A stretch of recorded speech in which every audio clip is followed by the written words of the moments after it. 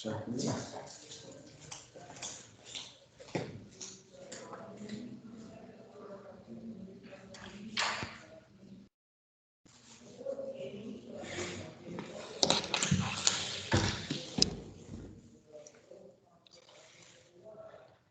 good morning, my dear students. I am Dr. Walvekar speaking from BLD Medical College of Biochemistry Department. Today is the one which is actually as a tutorial for the chemistry of lipids. Tutorial will be there that its composition will be there, that the topic on which already classes are over, that one we put some questions or make you to read and answer it.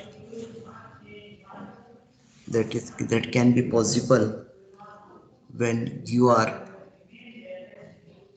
physically present in our department. But on the basis of this virtual classes,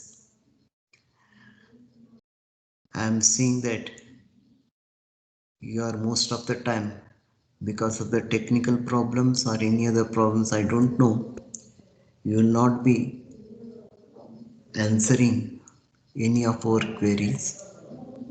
So instead of putting the questions and expecting any answers from you, I just make the review of this topic today, and I have tried to cover whatever the things are possible in this given time, and you may note down it, or you can have a hear to this once again.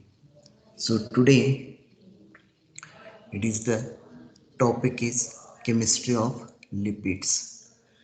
Lipids are the macronutrients which lie in the line of the other macronutrients like carbohydrates, proteins, etc.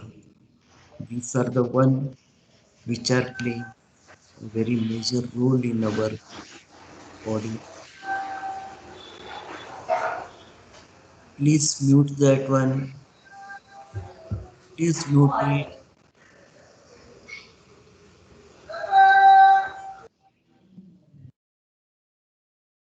So, lipids are playing an important role in our life, as they are giving the energy, the maximum energy by consumption of these lipids, and also they are one which are actively taking part in our body, like the part of our cell membrane or the insulators over certain important or the vital organs, and many things are there. So in this respect, we will see first what are lipids. Lipids is the another name for the fat and oil. So these are the one compounds which are mainly identified with their specific nature or the characteristic, that they don't dissolve in water, but they get dissolved in the organic solvents. So this is the one very characteristic nature by which they can be separately identified apart from the other components. So let us see what are the fats or the lipids. So you can take something like this one as a question, that define the lipids. That one is Lipids can be defined as the things, as I said, as the insoluble in water, but they are soluble in the organic solvents like the benzene, chloroform, ether, or alcohol acetone. And we make them or identify with another things whether as the polar or non-polar. So these things are identified as the non-polar one, and these are the one chemically how it can be defined is that these are the organic compounds which are formed by the combination of the alcohol and the fatty acids which are clubbed together by the linkage which we call as the ester linkage. So the definition goes this way that these are the organic compounds being non-polar one, and they are not soluble in water but soluble in the solvents like benzene, chloroform, ether, etc. And when you look at the structure, they are the one which are formed by the combination of alcohol and fatty acids by the ester linkages. So this is the one definition goes for the lipids, and they are the one which are mostly identified as the fats, oils, and the waxes. And similar to the carbohydrates, they are distributed in the both plants and animals. So these are abundantly available in both the plants and animals. So when you look at this structure, you may be finding that they are having the one carboxyl group, that is COH group, and another one part will be there which are consisting of the hydrocarbon chains wherein you find the carbons and hydrogens. These are one which are present. It means that they are the compounds consisting of carbon, hydrogen, and oxygen.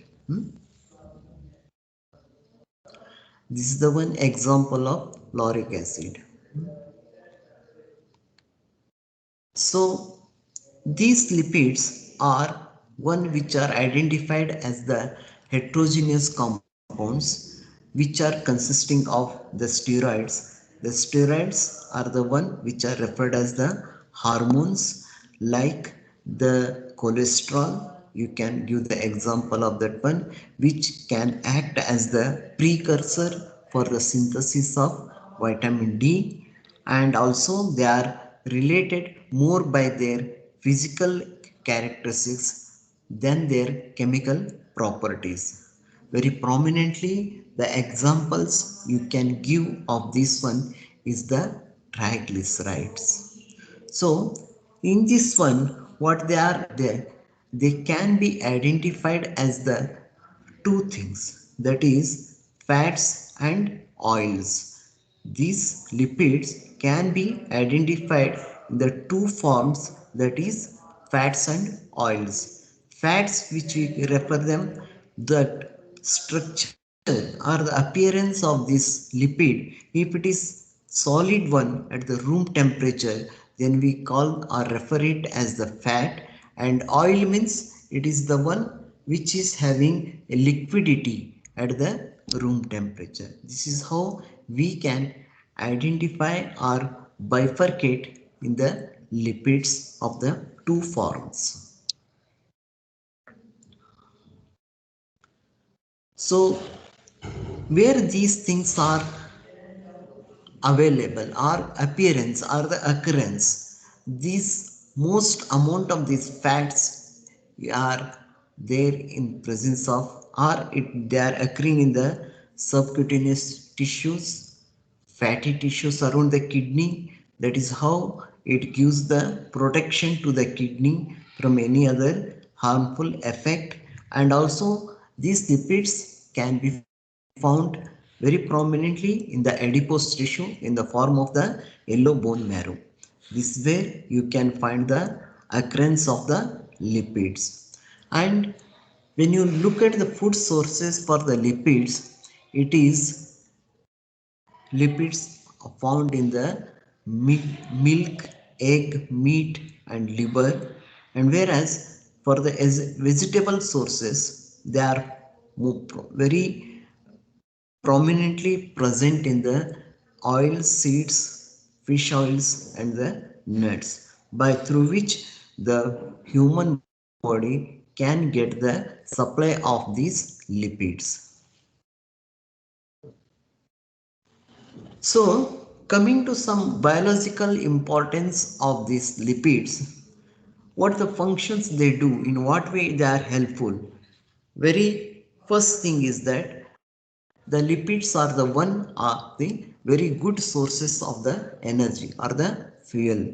The caloric value what will be provided by the consumption of these fats is about 9 calories per gram, whereas it is 4 kilocalories per gram obtainable from the carbohydrate and protein. This is the main characteristic or the function advantage of consuming the fat.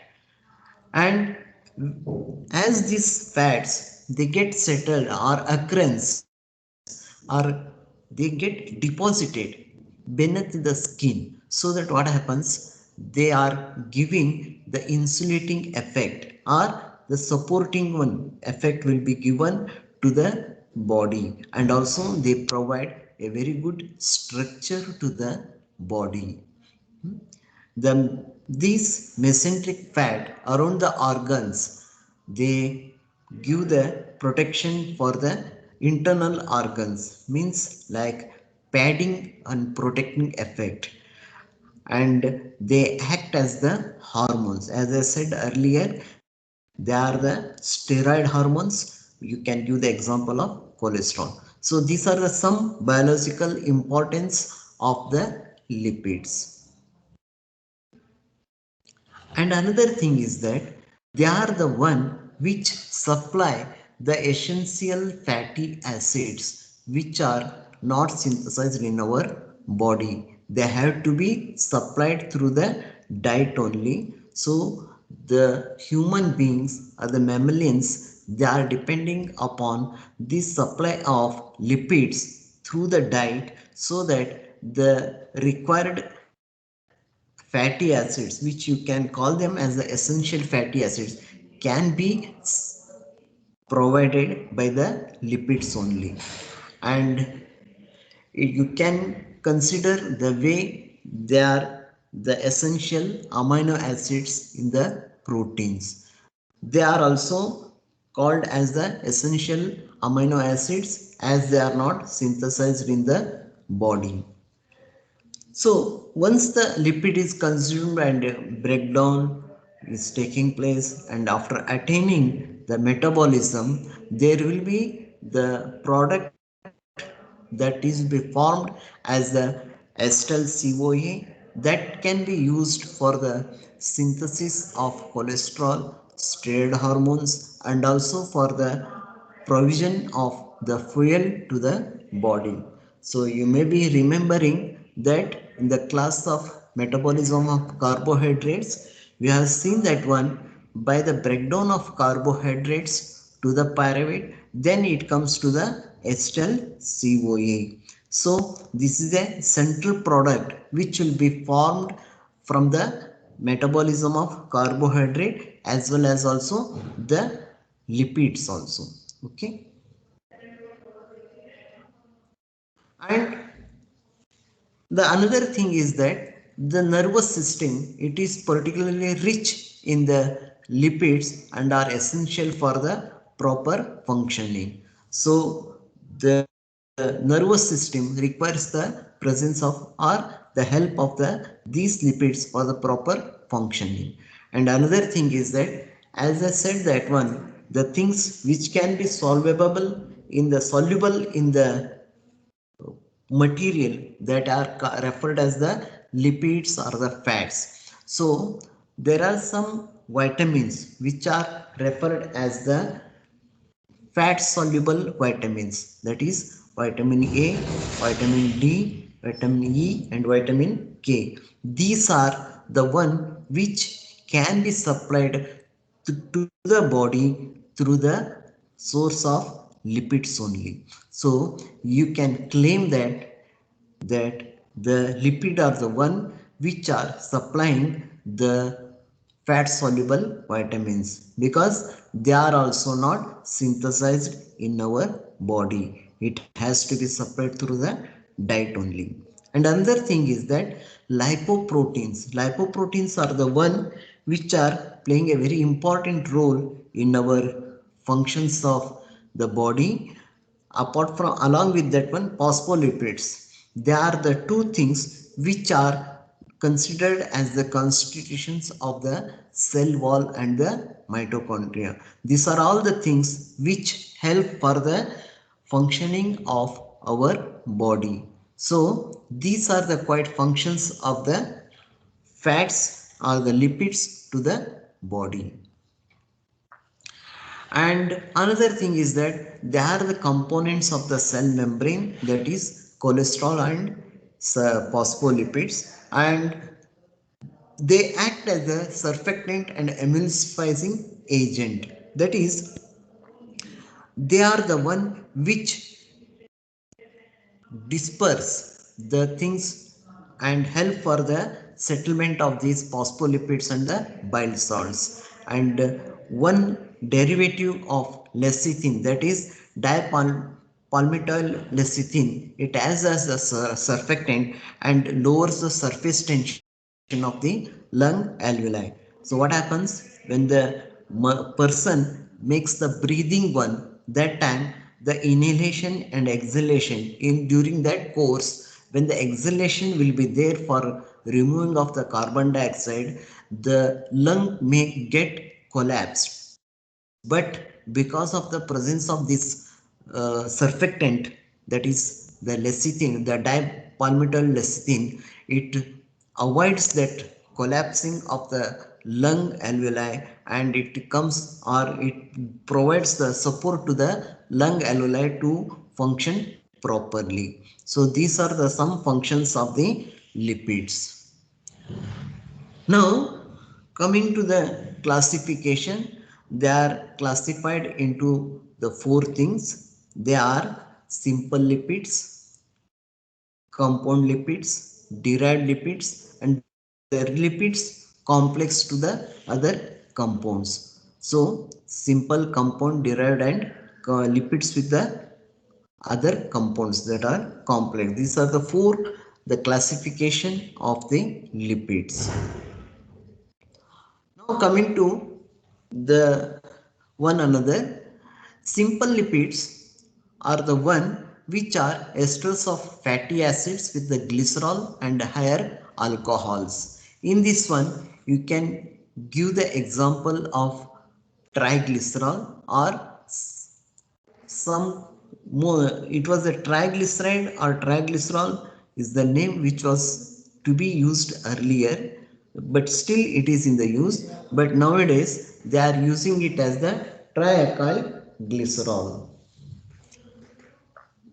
And another example is of the waxes, that is for the simple lipids. And for the compound lipids, these are the one where the fatty acids are esterified with the alcohol, but in addition you can find the other groups also. They can be classified in subgroups as the phospholipids, glycolipids, sulfolipids, and lipoprotein. As the name says that one, you can observe that these things are the one which are consisting of the other groups like phosphorus, glyco means the carbohydrate, sugar you can tell, and this one is the sulfur, and this one lipoproteins means the protein content or protein molecule are clubbed together. So these are the compound lipids. Now You can see this one subclassification. Phospholipids, they are having the phosphoric acid, nitrogen compound. Glycolipids, having the lipids, carbohydrate, but they won't be having any phosphoric acid or the glycerol. And sulfolipids, as I said, lipids with the sulfate groups. And lipoproteins, that is attached to the proteins which are present in the plasma and other tissues. Just a minute.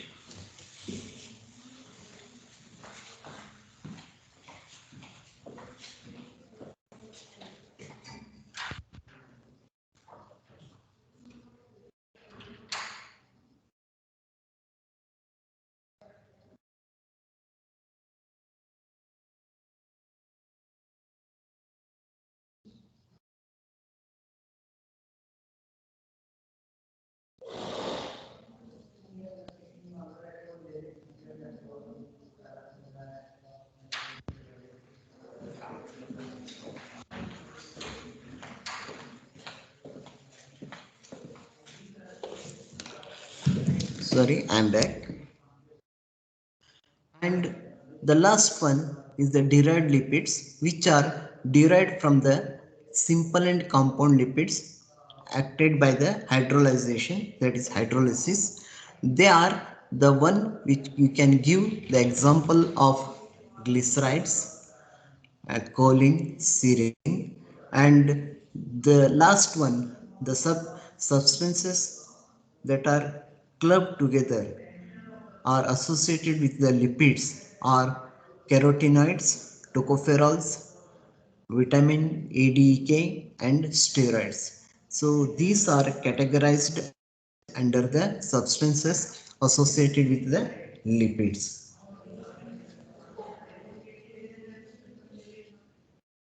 Now we will take up the matter with the fatty acids. So very prominent things in the study of the lipids. These are defined as the most important components of the lipids. They are water insoluble and having the long chain of the hydrocarbons having two things. That is, one is the carboxyl group at one end and methyl group at the other end of the chain. Remember, these fatty acids are the one which are having the long chain of the hydrocarbons which are consisting of the two groups, that is, one is the carboxyl group, that is COH group, and methyl group at the extreme other positions, at the two different positions. And fatty acids in the body are of great variety. The number of fatty acids can be observed in the human, and they act as the building blocks of the neutral fats, that is triglyceride, or you can call in short TG, phospholipids, cholesterol, waxes, and other things. So, depending upon the number of carbon atoms are present, they are defined into the three type of the fatty acids. One is short chain fatty acid, medium chain fatty acids, and another one is the long chain fatty acids. So if there are the presence of the carbons from 2 to 6, they are referred as the short chain fatty acids, and 8 to 14 they are the medium chain, and 16 above they are as the long chain one. And they usually occur in the esterification form by the constraints of the various lipids, and they can be transported in the blood. And these fatty acids can be transported binding to the albumin. Now, in coming to that, the type of the fatty acids, they can be classified into the three types. The occurrences short chain fatty acid, medium chain fatty acid, and long chain fatty acids. And depending upon the presence of double bond, they can be classified into the two things. They are saturated fatty acids and unsaturated fatty acids. So fatty acids with the no double bond, they are called as the saturated fatty acids, and which possesses the double bond, they are called as the unsaturated fatty acids. So these unsaturated fatty acids can be further subgrouped into the two things, that is MUFA and PUFA, that is monounsaturated fatty acids with the single double bond and polyunsaturated fatty acids with the two or more double bonds. Remember well, the fatty acids are grouped into the short chain, medium chain, and the long chain one. And depending upon the presence of the double bond, they are classified into saturated and unsaturated. Those who are having the double bonds, they are called as the unsaturated, and those who don't have the double bonds, they are called as the saturated one. The unsaturated fatty acids, they are again classified into the two things, that is the monounsaturated fatty acids and polyunsaturated fatty acids. Now, coming to some properties of the fatty acids, these properties, they depend upon the length of the chain and degree of unsaturation. So that varies or they are depending upon these two characteristics. The solubility, first solubility, it decreases with the increase in the chain length as the saturation more takes place there. So the solubility, it decreases with the increase in the chain length, and melting point, it increases with the increase in the chain length and decreases in this depending upon the degree of the unsaturation.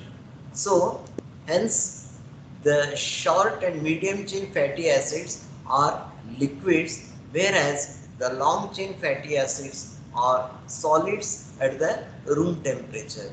So depending upon the length of the chain, you can see that one how their physical appearance will be there.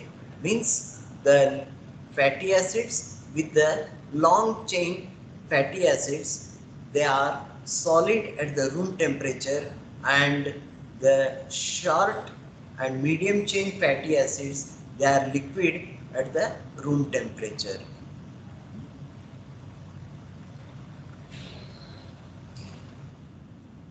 Now this, you can find the presence or the formation of some soaps and detergents can be formed with the help of these fatty acids. So with the use of long chain fatty acids along with the sodium and potassium, which are used in our daily life. So the sodium soaps, they are very hard one, whereas the potassium soaps are very soft, but however they are very expensive one. And the detergents which we use often, they are the one which is consisting of quaternary laurel monoalkyl glycerol. They are the good wetting agents and emulsifiers and lather equally well in the hard and soft water. So whenever you are seeing at the advertisement, they claim that they can be used both in the soft and hard water. The real thing is that these will be having this component called quaternary laurel monoalkyl glycerols. So these are the one characteristics of the fatty acids.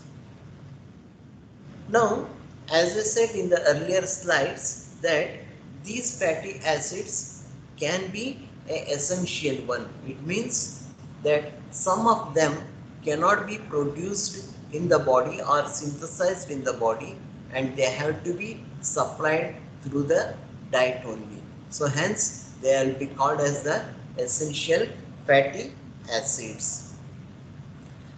There are two families of these essential fatty acids. They are omega 3, we identify them as the omega 3 and omega 6, depending upon the presence of fatty hydrogen atom at or the double bond at the positions of the carbon atom. They will be classified as the omega 3 and omega 6. So as these fatty acids are not saturated with the hydrogen atoms, they are called as the polyunsaturated fatty acids. We will see that one, how these positions will be there. So depending upon the essentiality, they are considered as the two things as the very essential one, that is linoleic acid and linolenic acid, and arachidonic acid is the one which is considered as the semi-essential because it can be synthesized from the linoleic acid. Why these two only are considered as essential? Because the human beings, they lack the enzymes that can introduce the double bonds beyond the carbon number 9. That's why only these two are considered as the essential fatty acids. Now the two subgroups or two components of these fatty acids which are identified with the name omega 3, omega 6, we'll see that what they are. They are omega 3 is also called as the omega 3 oils, and these are the polyunsaturated fatty acids, and they are considering presence of one double bond, and it is present 3 atoms away from the terminal methyl group. That should be remembered here, that these are the one characterized by the presence of a double bond 3 atoms away from the terminal methyl group. Then that will be called as the omega 3 fatty acids. And another group, that is the one which is referred as omega 6 fatty acids. It is a family of unsaturated fatty acids that have finally a carbon carbon double bond which is positioned at the 6th position and counting from the methyl end. It is the omega 3 is the presence of double bond at the 3rd position, whereas omega 6 is the one which is having the carbon carbon double bond at the position 6 counting from the methyl end at the 6th position. So you can find out the differences between omega 3 and omega 6. Omega 3 is the one which controls the blood clotting, and it helps in the cellular membrane formation in the brain, and it reduces risk of the cancer, heart disease and diabetes, and reduces the inflammation. So the inflammation is the one which can be the prior stage to the cancer, and inflammation can be the one earlier stage for the heart disease and also for the diabetes also. So consumption of this one can help to reduce the risk of these diseases. So the foods that are having rich in the omega 3 are the fish, vegetable oils which are consisting of soybeans and walnuts are there, and the green vegetables These are the one which supply omega-3 to our body. And omega-6 is the one fatty acid which helps in the regulation of the brain functioning and growth development. It means, in short, the growth retardation will be not found with the persons who are fed properly with the food that is consisting of omega 6. So it regulates the metabolism, and also a healthy bones and reproductive system will be taken place by the consumption of this omega 6. And it is present mostly in the all the vegetable oils and also in the meat also. Now, coming to some functions of the essential fatty acids. The fatty acids are the integral part of the membrane structure and play a role in the permeability of the membrane. They are definitely the one which provides the energy in the form of the fuel. And next important one is that it helps in the transport of the cholesterol and formation of the lipoproteins. We'll come to about these lipoproteins in detail later on. And they are the one which are helping us for the provision of the fat soluble vitamins, and they are the one which are considered as the eicosanoids, that is local hormones. And consumption of these essential fatty acids, they are the one which provide the supply of this omega 3 omega 6, which will help us to decrease or reduce the risk of CVDs, because it helps to lower the cholesterol level. So whenever you see the advertisement of some oils in the TV advertisement, you see that one. So they claim that their oil is consisting of these omega 3 or omega 6 um, fatty acids, which will be lowering the cholesterol one. And another thing is that the deficiency of this essential fatty acid in general, it will be one reason for the formation or production of the fatty liver. The fatty liver also, however, will be found with the persons who are having the drinking of alcohol regularly. So the food sources of the fatty acids, they are the one which are finding more amount of these the fatty acids are the vegetable oils. So it is always recommended that the supplementation of these fatty acids in our food should be equal, that is all the three in the ratio of 1 is to 1 is to 1, that is FFA, MUFA and PUFA. It means short chain fatty acids, medium chain unsaturated fatty acids, and polyunsaturated fatty acids. So the palm oil, coconut oil are the one which are rich in the SFA, that is short chain one, and groundnut oil, mustard oil are in the MUFA, and the sunflower oil and linseed oil, corn oil, these are the one which you find they are more rich in the PUFA. Soybean oil is rich particularly in the omega fatty acids. Rice bran oil contains good amount of the antioxidant.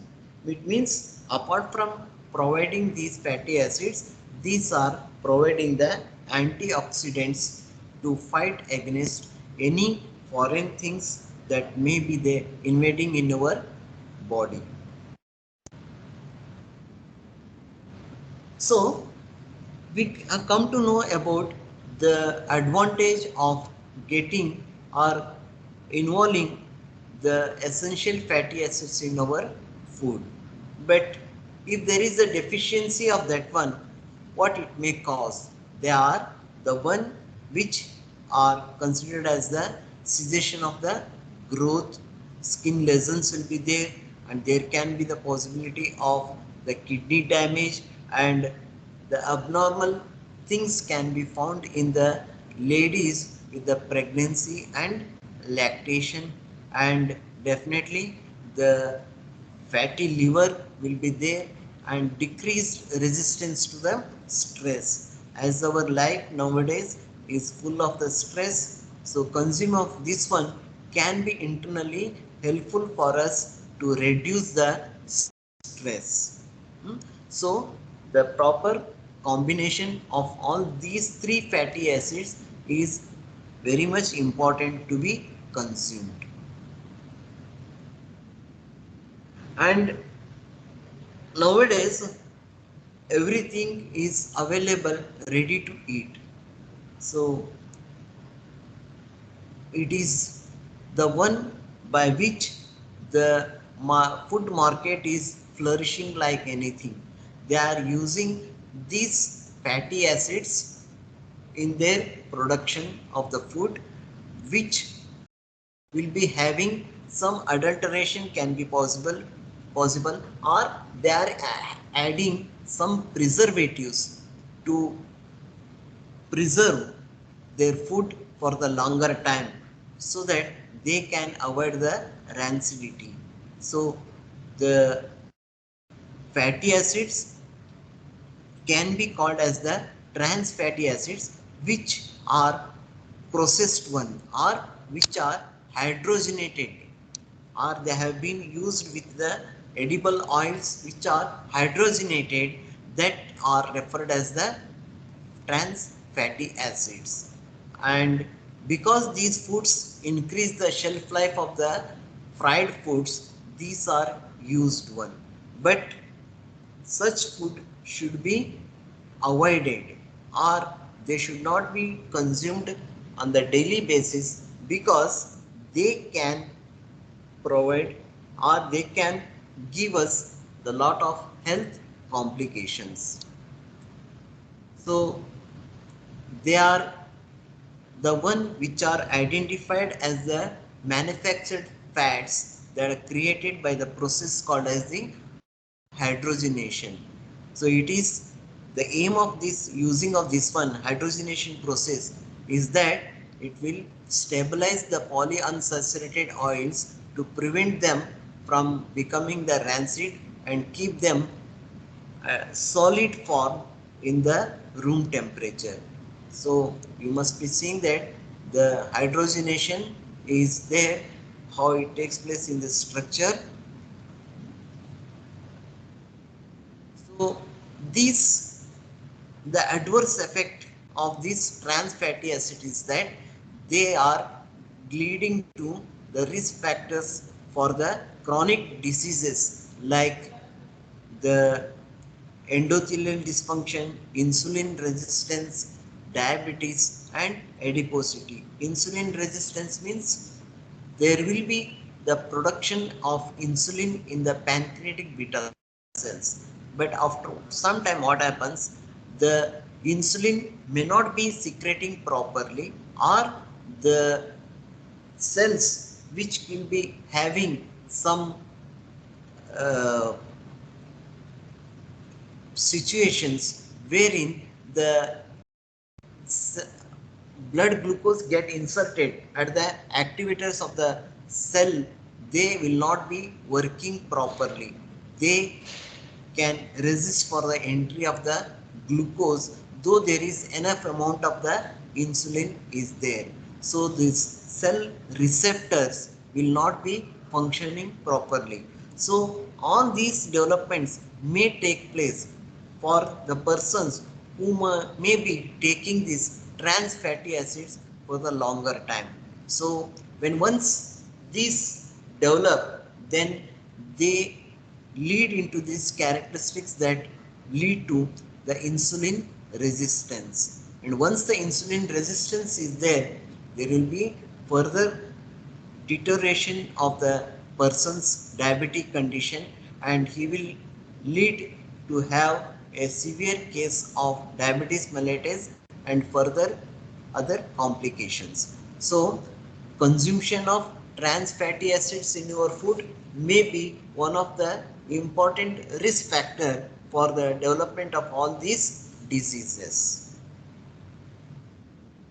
Now we'll take one compound of these lipids, that is the glycerol, which is also referred with the name called as the glycerin, and chemically it is the trihydric alcohol containing the three OH groups, and the availability of this glycerol can be with the two things, that is exogenous and endogenous. In the exogenous, about 20% of the glycerol it is formed in the gut by the lipolysis of the dietary triglyceride absorbed directly to the portal blood, and then in the endogenous, by the action of lipolysis on the fats in the adipose tissue, this glycerol will be made available to the body.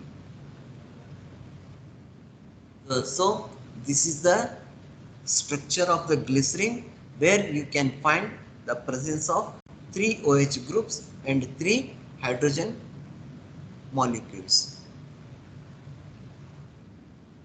Now there is one clinical use of the glycerol, that is it can be used orally or in the IV intravenously in the cases which are related to cerebrovascular diseases. Whenever there is a inflammation or edema is there, that time the swelling is there, the patients will be treated with the supply of this glycerol through the IV. So it is a non-toxic one because it is non-toxic for the health of the persons. It reduces the cerebral edema and it improves the cerebrospinal fluid level. And another important thing is that there will be no rebound increase in the intracranial pressure which may be occurring in the cerebrospinal fluid, that will not occur when there will be the discontinuation of this therapy. This is the clinical use of the glycerol. Now use is that one in the body, it can be used by the re-esterification to form the triglyceride one, and it can be converted to the glucose or the glycogen. That is, glycogen means storage form of the glucose by the process called as the gluconeogenesis. We will see that one in the metabolism of the carbohydrates. Gluconeogenesis means the formation of the glucose or glycogen by the non-carbohydrate product, that will be referred as the gluconeogenesis. Now coming to the some neutral fats which are referred as the TG or TAG, like that one. They are the one which are identified or defined as the esters of the trihydric alcohols, glycerol and fatty acids. So they are of the three types, that is glycerol and fatty acids. When they are combined, they are referred as the monoalkyl glycerol, and if the glycerol is bound with the three fatty acids, then there will be the occurrence of the trialkyl glycerols, and these are the one which can be called as the storage form of the triglyceride in the adipose tissue. So you can see that how the triglyceride component is formed by the combination of glycerol molecule and three fatty acids. There will be the formation of triglyceride by the hydrolysis or removal of the water molecule. Now coming to some properties of the triglyceride, they are colorless, odorless and tasteless, and it can be stored in the energy in the form of the fuel, that is energy in the adipose tissue. So the normal reservation capacity from in the men it is about 20%, in the women it is 25%, and triglyceride are hydrolyzed by the enzyme called as the lipases, and it is of great importance for the digestion of the fat in the gastrointestinal tract and fat mobilization from the adipose tissue.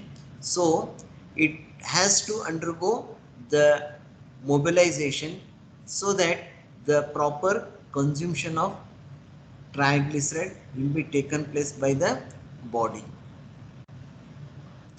And also it is the one, it can be hydrolyzed by the alkali by the process called as the saponification.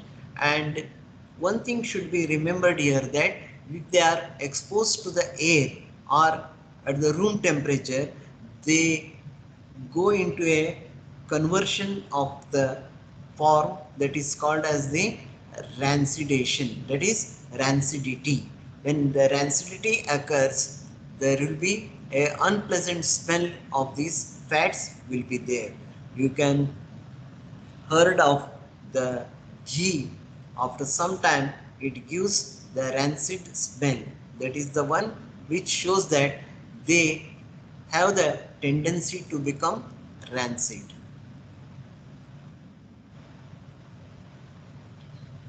And this is because of partial hydrolysis of triglyceride due to the traces of lipases that are present in the given fat. Oxidation reactivity is due to partial oxidation of the unsaturated fatty acid and resultant formation of epoxides and peroxides of the by the free radicals. In this aspect, the one components that are referred as the free radicals are the one which help for the processing of the rancidity.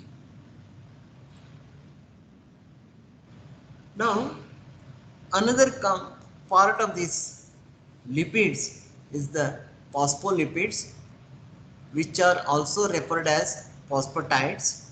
It is a class of lipids which have got the hydrophilic head containing one phosphate group and hydrophobic tails that is derived from the fatty acids, and they will be joined or clubbed together by the one molecule called as the glycerol. So here you should remember one thing is that it is a amphipathic molecule having both the things, that is hydrophobic tail and hydrophilic head, means it is water insoluble and water soluble one. The fatty acid chains are uncharged and non-polar, while phosphate is the phosphate group or the phosphate head is the one which is acting as a polar one. So here you can see that how this phosphate group and fatty acid side chains, they are clubbed together by the molecule of the glycerol. So these phospholipids, they are classified one as the glycerophosphides, which is consisting of the glycerol as the alcohol one, and phosphonosidides, that is consisting of inositols as the alcohol, and phosphospingosides, that is the one which is consisting of 18 carbon amino alcohol, that is called as the sphingomyelin. The functions of the phospholipids are that these are the one which are considered as the part of the cell membrane and cell organelles, for example mitochondria, and these are the one which acts as the prosthetic group of the certain enzymes for the enzyme activity, and they are the one which acts as the essential or important part in the blood coagulation, and for the ion transport and secretions the need of the phospholipids is essential, and it is the one which helps in the transport of the lipids from the intestine, and The TZ, exogenous TZ is carried as a lipoprotein complex chylomicron in which the phospholipids takes the active part. So what happens whenever there is the formation of these fats are there, they have to be taken back to the liver. So these transportations will be possible by presence of these phospholipids. Apart from the phospholipid, there is one more group of the lipids, that is glycolipids.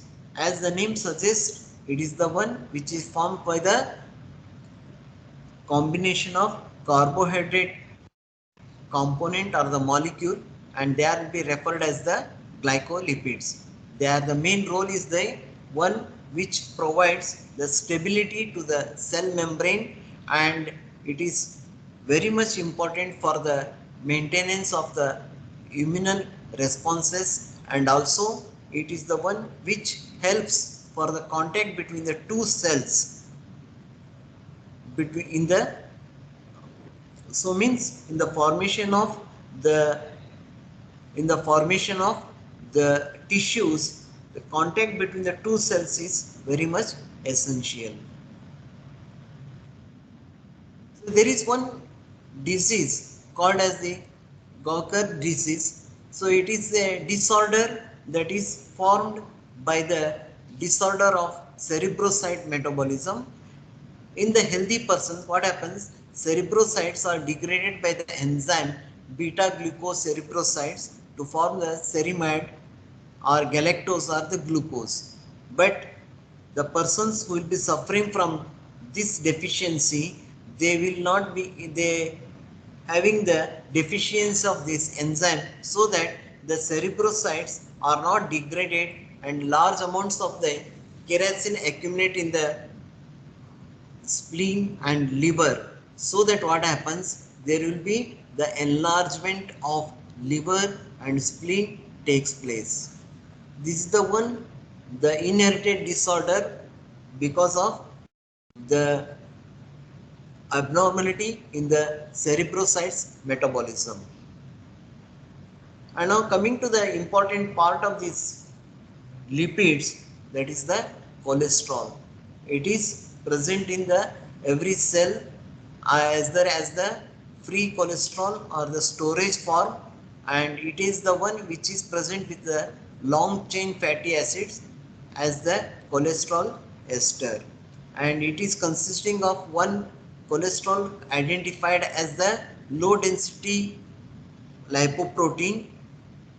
It is the one which is acting as a vehicle for the uptake of cholesterol and cholesterol ester to the many tissues. And in opposite to that one, there will be another cholesterol that will be called as the HDL cholesterol, which makes or which transports the cholesterol to the liver, and it will be considered or referred as the good cholesterol, whereas the LDL cholesterol is considered as the bad cholesterol. So this is the structure of the cholesterol, where you can find the presence of 27 carbon atoms and 46 hydrogen atoms. So to explain this one, it is a major sterol and it consists of phenanthrene ring. You can see the 3 A, B, C are considered as the phenanthrene ring, to which the D1, that is cyclopentane ring, this is the cyclopentane ring is attached one. And another thing is that the one OH group is attached to the C3. The OH group is attached at the C3.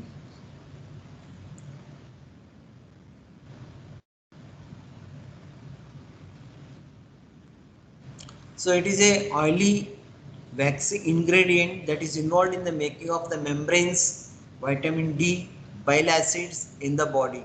once the cholesterol is reached to the liver, then it will be converted into the bile acids and it will be passed on to the excretion purposes. So the cholesterol is the one which acts as the precursor for the vitamin D, and there will be the other formation of the bile acids also. So the liver produces about 75% of the cholesterol what we have, and about 25% it comes from the food only. And a lot is spoken about the level of cholesterol. So it is claimed in this medical field that high levels of the cholesterol, they lead to the building of the plaques inside the arteries, so which is identified as the disease or the condition atherosclerosis. And the main observation in this condition is that there will be the narrowing of the arteries because of presence or deposition of the plaques, and it will block or it will stop the blood flow, and it can trigger the heart diseases. So next, coming to the important part here is that the lipoproteins.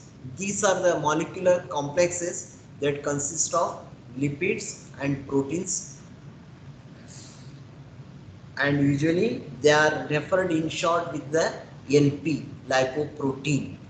And these are functioning as a transport vehicles for the lipids, and they deliver the lipid components to the tissues for the utilization. Now, studying these lipoproteins is very important because these are the one which are giving very clinical significance for the purpose of studying regarding the atherosclerosis, heart diseases, or in case of the person who may be suffering from the diabetes mellitus also. So when you classify the lipoproteins, they are classified into some 5 things. That is, one is the chylomicron, second one is VLDL, third one is the LDL, fourth one is the triglyceride, like that, and another one is IDL also. So first one, coming to the chylomicrons, it is the one which is derived from the intestinal absorption of the triglyceride, and these are all measured by the one component called as the density. It is having the density less than 0.95, and the mean diameter lies between 100 to 500 nanometer. And second comes is the very low density lipoprotein. It is derived from the liver for the export of the triglyceride, and the density lies between 0.95 to 1.006, and diameter is between 30 to 80 nanometer.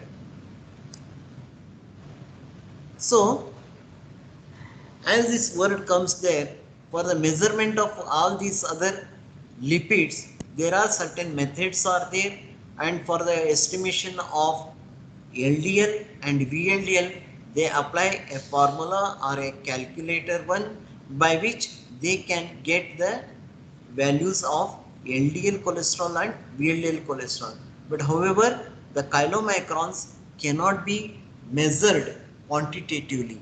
Thing is that because they are having the very low density, the presence of chylomicrons is tested qualitatively by just making the serum or the plasma in a overnight fasting in a refrigerated condition. So what happens if there is the suppression of green color particle or the component at the upper part, that can indicate the presence of the chylomicron. So the methodology is that one. Just what is to be done, you have to collect a blood sample about 5 to 6 ml in a plain test tube. Then after allowing it for the clotting and suppression of the serum, centrifuge it and keep it in a refrigerated condition, means between 2 to 8 degrees centigrade for 12 to 24 hours. What happens when you keep it in a refrigerate, there will be the separation of the chylomicrons as a creamy upper part, and that indicates the presence of chylomicron. That creamy part will be whitish one and turbid one. So which you can find in the next slide. Here the plain test tube has been collected with the 4 to 5 ml of the blood allowed for the separation of the serum sample, and in that position only it is kept in the refrigeration at the temperature of between 2 to 8 degrees centigrade in the refrigerated condition for the overnight or 24 hours, and once you take out you will find the separation of these things like so the red blood cells are the ekdam totally at the bottom side, and then the separating gel in some laboratories they use for that one, or when you are looking for the separation of plasma you can use this gel, and then this part is the serum one, and above the serum there will be the appearance of separation of this thick or liquid semi liquid part which is a milky white color, or which appears in the turbid one that will be there, which is looking as the chylomicrons. Hence for the estimation of any lipids they advise that one should be on the overnight fasting, so that what happens, the turbidity will not develop, because if the turbidity develops that may interfere with the test results and one may get false positive results. So third one is the intermediate density lipoprotein. These are the one which are derived by the catabolism of the VLDL, and its density ranges between 1.006 to 1.019, and the diameter is between 25 to 50. And fourth one is low density lipoprotein. It is the one which is referred as the final stage in the catabolism of the VLDL. So this one we will come to know more elaborately when this catabolism of the lipids will be taught to you. So then another one, as I said, a good cholesterol which is called as the high density cholesterol. It is the one which is involved in the transportation of the cholesterol and also VLDL in the chylomicron metabolism. And cholesterol, it has got the density between 1.063 to 1.121, and its diameter is just between 5 to 15. So it is the classification of these lipoproteins, that is chylomicron, VLDL, IDL, LDL and HDL. You can see how they are being separated. These can be separated by the two methods, that is the ultracentrifugation or by the electrophoresis. So it will be a cumbersome one to measure this one by the method of ultracentrifugation or electrophoresis. Hence what they do, they are measuring the values of this VLDL, LDL and HDL, and along with this one they take the measurement of triglyceride and the cholesterol. They combine together and they refer that as the lipoproteins or lipid profile, they call that one. It is the very popular the test that are being conducted in the laboratory, many clinical laboratory.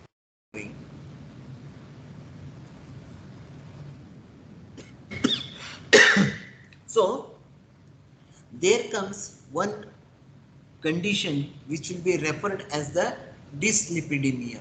It is the disorder of lipid and lipoprotein metabolism. In which condition, in this condition, the values will be like this one, that you will find always the rise in the triglyceride, rise in the LDL, and Also you may find either raised or normal level of the cholesterol, but the reduced level of HDL cholesterol. Remember always that they are actually reciprocally opposite to each other, LDL and HDL cholesterol. Always it should be that LDL cholesterol should be within the normal limits, that is within the 100 milligram per deciliter, whereas the raised HDL cholesterol is one which will be indicating the good cholesterol. So the conditions like the cardiovascular diseases, you will find the figure like this, wherein you find the raised triglyceride level, elevated LDL cholesterol and reduced HDL cholesterol, which can be the risk indication for the CVD. Apart from that, the CVD, as I said in the last the slides, it can be one which will be having the raised cholesterol level along with the habit of the smoking, and a raised hypertension will be there, raised blood pressure and inflammation. They all lead to the atherosclerosis.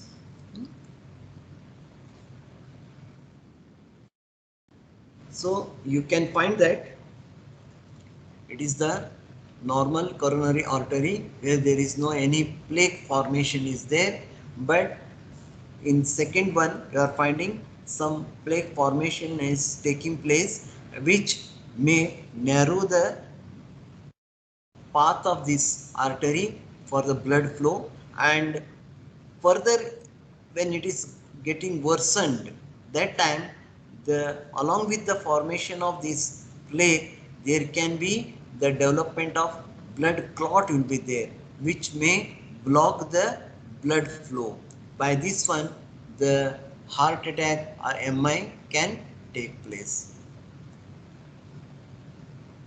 So it is the one which is called as the lipid profile, wherein we will be doing the things like total cholesterol, triglyceride, LDL and HDL. Along with that one more component, that is VLDL. These will be considered as the parameters in one profile, that is called as the lipid profile. So this is the components which are there, usually that will be ordered for the lipid profile. So for the measurement of these lipid levels, however, these can be getting affected by the some factors, that if a person is under the severe stress or the illness or having some the surgery, fever, or in a recent suffered from the acute MI, or some drugs like steroids, beta blockers, if the person is consuming, then the values can get altered. So prior to doing this lipid profile, this care must be taken. And also the triglyceride, it should be measured with the 10 to 12 hours of the fasting only, so that what happens, if that fasting is not maintained, then there can be the possibility of the serum having the presence of chylomicrons, or it may get looked or converted into a turbidity, and that turbidity may interfere with the levels of the triglyceride. So hence it is always advisable to do the triglyceride particularly in the fasting condition only. However, the values for the total cholesterol and HDL will not be altered even the fasting is not observed. So you must be told that when the lipid profile will be done, that will be done with the parameters like cholesterol, triglyceride, HDL, LDL cholesterol and VLDL cholesterol. The triglyceride, cholesterol and HDL cholesterol, these are the three parameters which can be measured directly, whereas the LDL cholesterol and VLDL cholesterol, they are the one which will be made available by the application of the formula or the equation called as the Friedwald equation, that is applicable for the estimation of or calculation of two cholesterols, that is VLDL cholesterol and LDL cholesterol. For the VLDL cholesterol, it is very simple. Just the value of the triglyceride value, if it is divided by 5, that gives the VLDL cholesterol. And for procuring the LDL cholesterol value, what you should do, you will be having the values of cholesterol and HDL cholesterol as the measured one, so that the cholesterol in the cholesterol level you have to subtract the values of VLDL cholesterol and HDL cholesterol, then that gives the value of the LDL cholesterol. Remember one thing, that if your value is crossing more than 400 or 500 milligram per deciliter, then this Friedwald equation will not get applicable, because the values will be showing the erratic one, means they will not be properly calculated.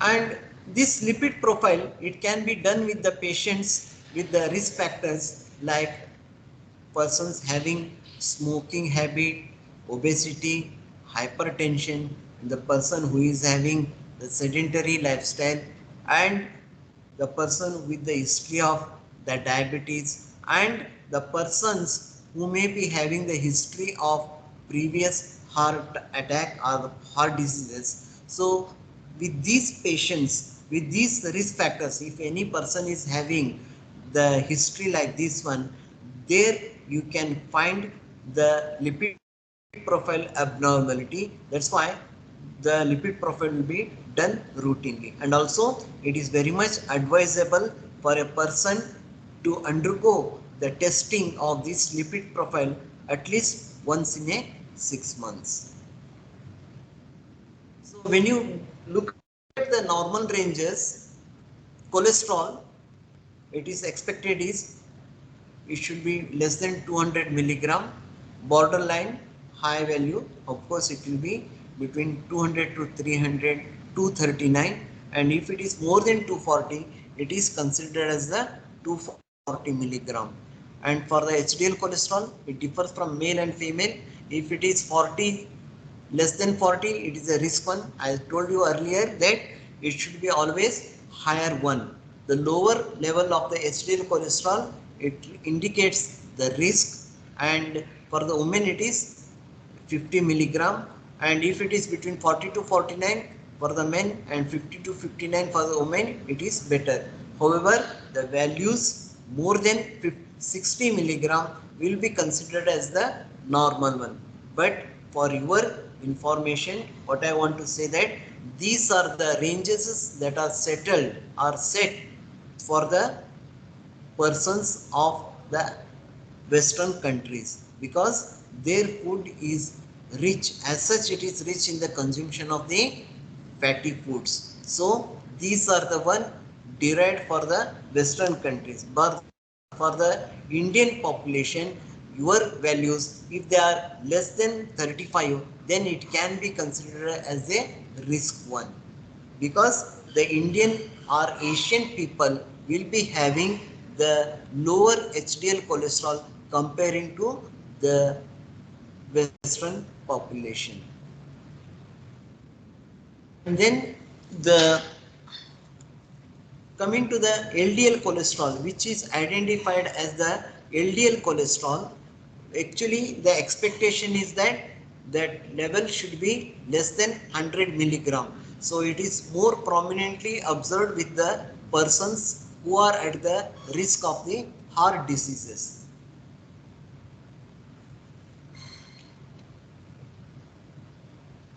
And if it is between 100 to 129, it is near to the ideal one, and 130 to 59, it is borderline. Similarly, for the triglyceride, if it is less than 100, it is optimal one, and between the 100 to 150 it is normal one, and if it is more than 150 to 199 or more than that one, it will be considered as the abnormal one. And as you know that VLDL cholesterol is depending upon the value of the triglyceride, because you are dividing the value of the triglyceride by value 5, then you are getting the value of the VLDL cholesterol. So the VLDL cholesterol value is depending upon the triglyceride. However, the VLDL cholesterol normal range is expected is it should be below 30 milligram per deciliter, or even in some places they give the values like 15 to 35 milligram per deciliter. So there are very few MCQs are there, just have a look at them.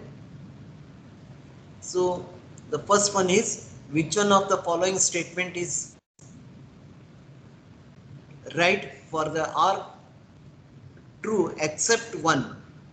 So they are the fatty acids, esters of fatty acids, poor solubility in the water, they are the sources of the energy. All these one are referring to the lipids only when you are giving the definition. But the last one, that is, it is the polyhydroxy of aldehyde, it is the wrong one. It is the one which is may be applicable for the carbohydrates. So answer is D.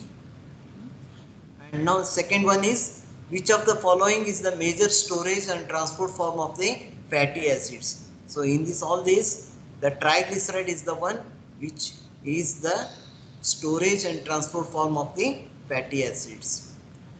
And triglyceride definition, when you give out of all those four, the last one stands correct one, that is triglycerides are the fat esters of the fatty acids with the glycerol. And which of the following is the phospholipids? The lecithin is the one which is coming under the category of the phospholipid. And saturated fatty acid is palmitic acid, whereas these are the one which are the polyunsaturated fatty acids. And in addition to the alcohol and fatty acids, some lipids may contain. So these are the things which are present in the all the fatty acids. That is, there will be the presence of carbohydrate, there may be presence of carbohydrates, phosphoric acid or the nitrogen base, then it will be giving the definition for the fatty acids. So the answer for this MCQ is, that is the D1. The lipid that which acts or function as a fuel reserve, that is the one called as the trialkyl glyceride or triglyceride.